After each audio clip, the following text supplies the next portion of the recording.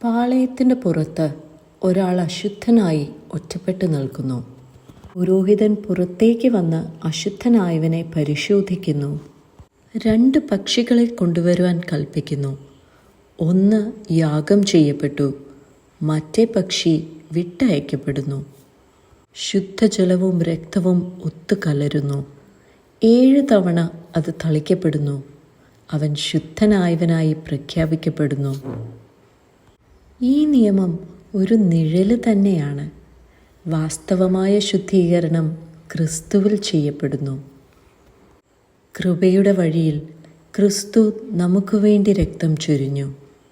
അതുകൊണ്ട് ഇന്ന് ആരും അശുദ്ധരായി അകറ്റപ്പെടേണ്ടവരല്ല, പുനഃസ്ഥാപിക്കപ്പെടേണ്ടവരും ദൈവജനത്തോടുകൂടെ നടക്കേണ്ടവരുമാകുന്നു.